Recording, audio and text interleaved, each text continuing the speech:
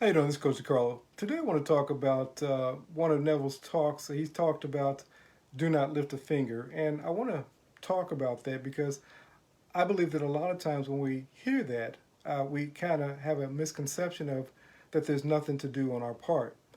And I want to discuss that in a little depth today, and hopefully you'll take something away from it. Because I think a lot of times many of us are not getting the manifestations that we want, and we believe that we're doing everything that we're supposed to do, and we see it in imagination. But what we fail to do is become the people that we need to be to manifest those things that we desire to manifest. So let me start off by reading Neville's quote so that we can have a little context of what it is we're talking about not lifting a finger. One second here. He says, I do not lift a finger to make it true. That's key. He's not lifting a finger to make it true. For how can I discuss it when it's already so? Whenever you have imagined yourself as you want to be, and you have felt it and the thrill of it, that's Jacob's command, and the outer being has to move through all of these states to fulfill it. Now, what am I saying? He says, I don't lift a finger to make it true. You're not doing what you do to make it true. You're doing what you do because it is true. You're not trying to force the bridge of incident. There's no way in the world that you can. You can't know the dynamics that's going to take place to fulfill your desire. And I'll give you a point in case.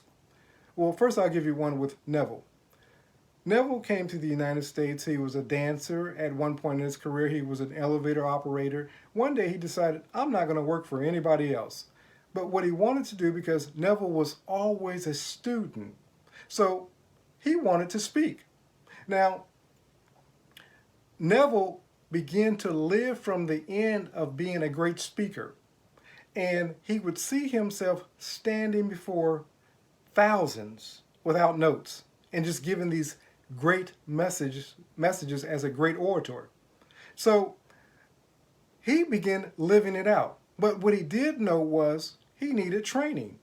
So what he ended up doing was reaching out to his father. His father sent him some money so that he could go to a speaking class, much like a Dale Carnegie, or in our case, maybe a Toastmasters class. But he took a class that will allow him to improve his speaking. So he took this class. He spent like $500, which was a lot of money in Neville's time. $500 was a lot of money. But his father had given him the money. And so one day the teacher decided that she was going to use Neville as an example. She said, this is how you're not to speak. And she talked about the deepness of his voice and the accent and so forth. And Neville said, she shouldn't have done that. But what she did was motivated me to even be a greater orator. And so what Neville began to do was saw himself speaking before an audience. Now, he didn't lift a finger to make it so. He began operating from being a great orator. And he started giving his first presentation. And in his first presentation, he had 6 friends who attended his first presentation, and they all gave him a few dollars, and that's how he paid for the room. Matter of fact, he was so pumped about this first presentation that he had this tuxedo on. He was looking really good, and 6 people showed up. And he said he ran out of words to say. What am I saying? Neville couldn't have known the bridge of incident that would open up the door that he was going to speak to thousands upon thousands upon thousands of people and impact the lives of millions. He couldn't have known that. He didn't lift a finger to make that so. But what he did do was begin operating from being a great orator. He started speaking. And so his brother Victor, another story. He had to leave college early and go back home to help his father with a business in Barbados. His father had lost his portion of the business because he had been swindled by his partners, and they got him out of the business. Victor started doing what he knew to do in business. But what he started doing was seeing his family's name up on the marquee, and saw themselves owning the business that had been swindled from his father. Now, Victor was working his butt off. He was lifting a finger as far as work. He offered the highest caliber quality of work doing what it was that he did. But he didn't lift a finger of how to get into that business. He had no clue. There's no way in the world that Victor could have foresaw somebody saying, listen, if I bid on this business for you, and this is the story, a gentleman that saw Victor and his family in the community, he says, I've been watching you guys. I watch how you conduct business. I watch the quality of work that you offer. So my question to you, if I buy this business for you, would you be willing over the next 10 to 15 years to pay the cost of the business plus 6%? Victor said, why would you do something like that? He said, because I've watched you and your family. And I believe that your family is a family of integrity. What am I saying? Victor was living from the state of owning that business before he had any clue to how the business was going to be manifested. Creators, what do you want? You want a loving relationship? You want more money. You want better health. When I say don't lift a finger, you begin seeing yourself occupying the state of better health, a loving relationship, more money. Now, how the more money, the better health, the better relationship is going to come about, that's not your business. Your business is to live from the end. And as you live from the end, what's going to happen is circumstances, opportunities are going to present themselves to you unbeknownst to you, because like I said, you can't lift a finger to make this happen. You can't possibly know how it's going to happen, creators. And I know that you're God's, but that's not your business. Now, let me give you a personal example. I had made a decision, and many of you have heard this story, but it's important to tell. I had made a decision that I was going to move from California. Who would leave California? But I had heard so much about Atlanta, Georgia, and I decided I was going to move to Atlanta, Georgia. Now, I had no clue. I just saw myself living in Atlanta, Georgia. I started looking at churches. I started looking at different locations. But again, I had no clue to how I was going to get from point A to point B. One day I'm driving home from work, and this big LTD car made of nothing more than metal rear-ended me and totaled my car out. The insurance money, now many of you would say, man, that was something bad that happened. That's sometimes what happens with the bridge of incidents. Sometimes it comes across as a job loss. Sometimes it comes across as ending a relationship, and you think that it's the worst thing in the world, but you know that you've envisioned this other life. And a lot of times, the thing that's holding you back in your current situation is something that you believe that you can't live without. That job, that relationship. You know, sometimes a health crisis comes and all of a sudden you begin changing your diet.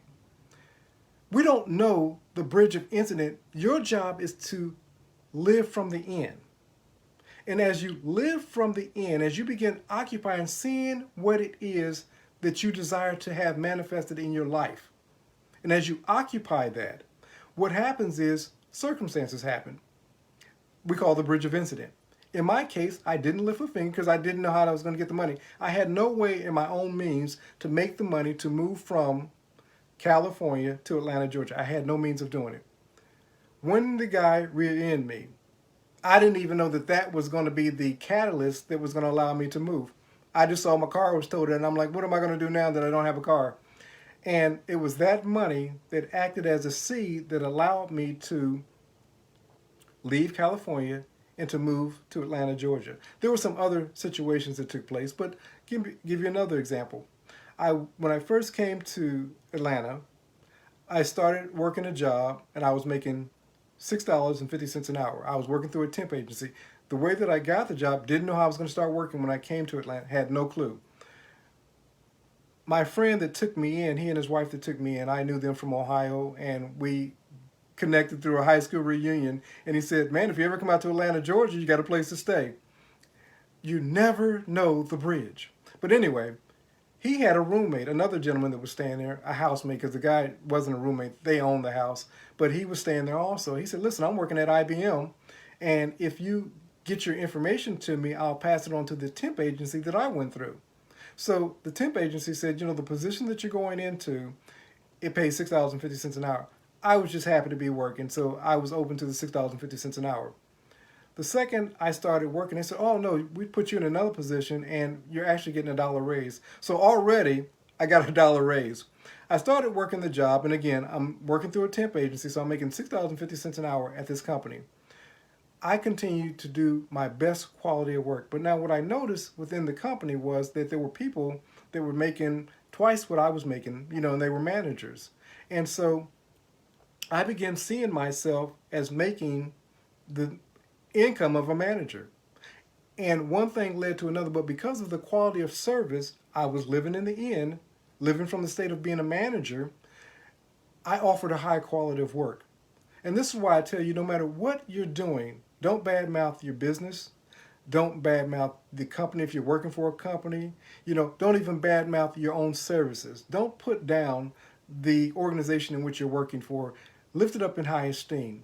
And what they're going to do, if I be lifted up in consciousness, I'll draw all men to me.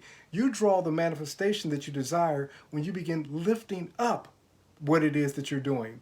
You begin to draw to yourself more money, as it were, better relationships, better health, as you lift up yourself in consciousness.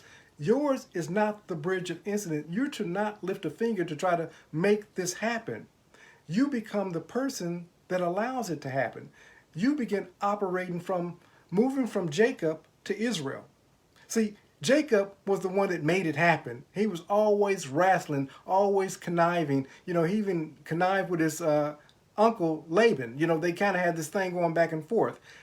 But when Jacob transcended from Jacob to Israel, the man who walks as God, when you begin walking and operating from a mindset of God, you don't have to make it happen. You already have to know that it's done. And as Neville said, why would I try to make something happen when it's already done? As Abdullah told him, you're in Barbados. So you don't have to make Barbados happen. You have to get your luggage ready. You have to begin packing for the trip.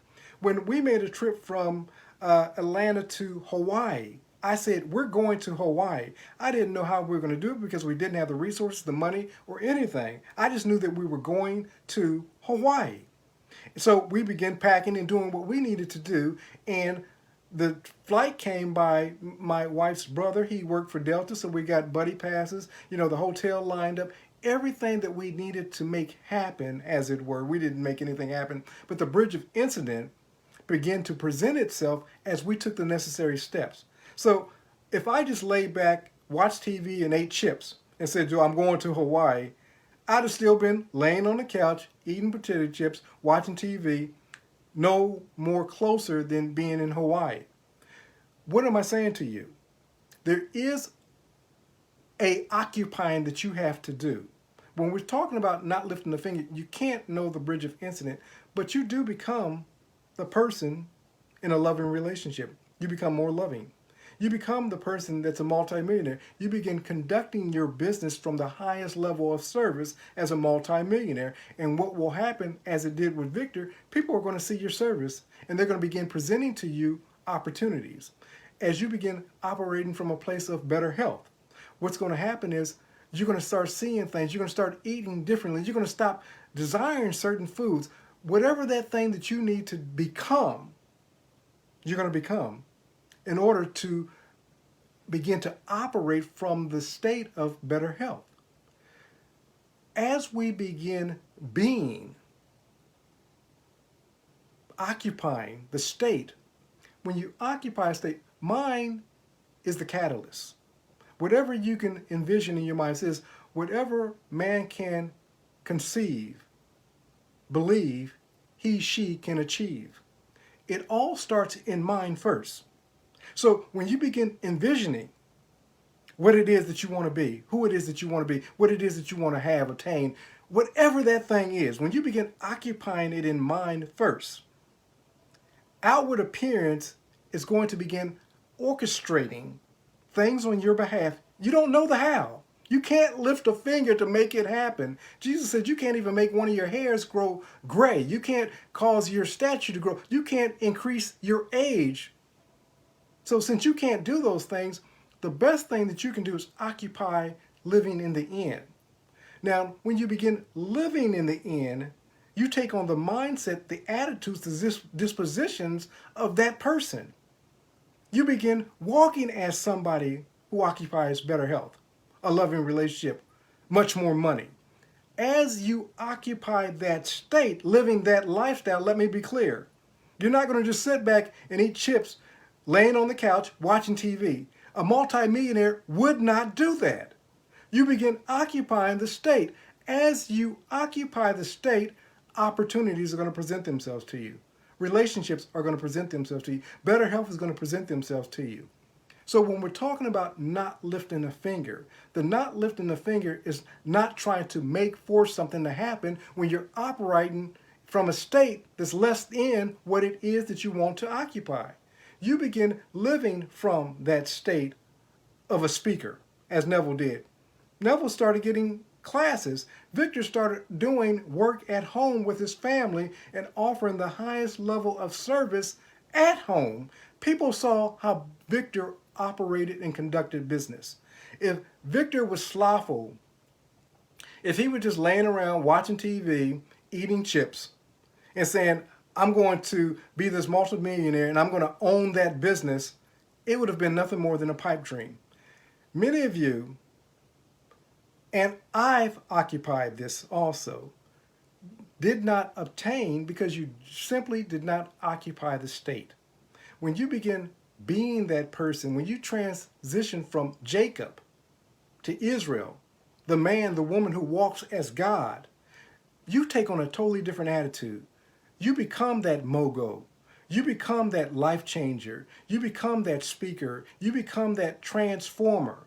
You become that person that's occupying better health. You become that person that's attracting to yourself money, wisdom, wealth. Whatever it is, when you occupy the state, you can't help but do. So you're not doing to become, you're doing because you are. This is Coach DeCarlo saying have a great and abundant day.